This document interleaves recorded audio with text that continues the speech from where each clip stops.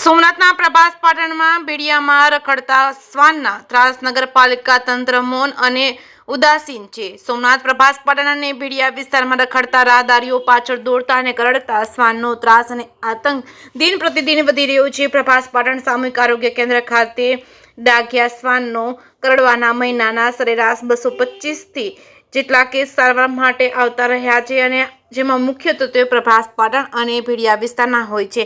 આજે આ શ્વાન કરડવાના બનાવ બને છે જેમાં માંડ બચી ગયેલા ભૂદેવ ચેતન દવે પાછળ પણ શ્વાનો દોડ્યા હતા। નગરપાલિકાની પ્રાથમિક અને આવશ્યક ફરજ છે કે લોકોને શ્વાન ન કરડે તે માટે પગલાં લેવા જોઈએ, જેમાં ઉદાસીનતા અને બેદરકારી દાખવી છે। શ્વાનને પકડવાની ગાડી પણ નગરપાલિકા ધરાવે છે જે માત્ર ખાલી આટા ફેરા મારી વારો વધારે છે, તે શ્વાનને પકડતી નથી।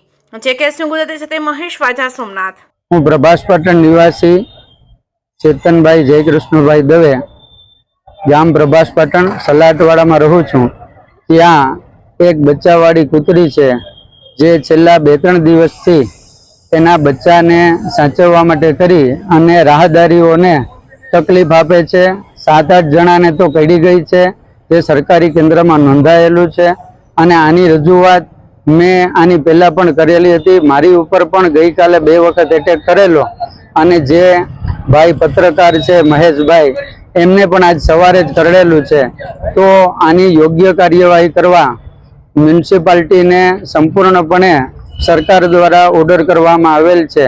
તો આની યોગ્ય કાર્યવાહી કરવા મારી પણ નમ્ર અરજ છે કે રાહદારીઓ રાતના 12 વાગ્યા સુધી આ રોડ ઉપર અવર જવર કરે છે, બધા જ મજૂર વર્ગના માણસો છે, તો આની બધાની સાવચેતી રહે અને કોઈને પણ શારીરિક નુકસાન ન જાય એના માટે હું વિનંતી કરું છું કે જરૂરથી મ્યુનિસિપાલિટી અને સરકાર આની યોગ્ય કાર્યવાહી જલ્દીથી કરવા મારું નમ્ર અરજ છે। મારું નામ ડોક્ટર નીતિન પટેલ, સામૂહિક આરોગ્ય કેન્દ્ર પ્રભાસ પાટણ ઇન્ચાર્જ અધિક્ષક। છેલ્લા 1.5 વર્ષથી અહીંયા ફરજ બજાવું છું।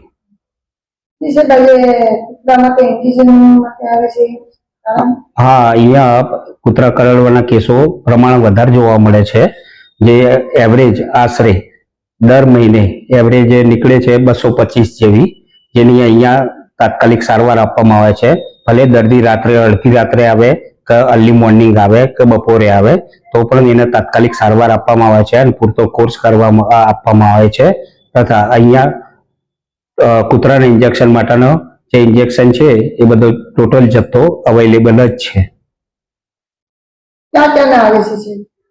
અહીંયા લોકલ પ્રભાસ પાટણના ભેડિયાના, ઘણી વખત આજુબાજુના કોઈ સબ સેન્ટર પર કઈ તકલીફ હોય ઇન્જેક્શનમાં તો પણ અહીંયા લેવા આવે છે। એટલે એવરેજ દર મહિને 100-200-300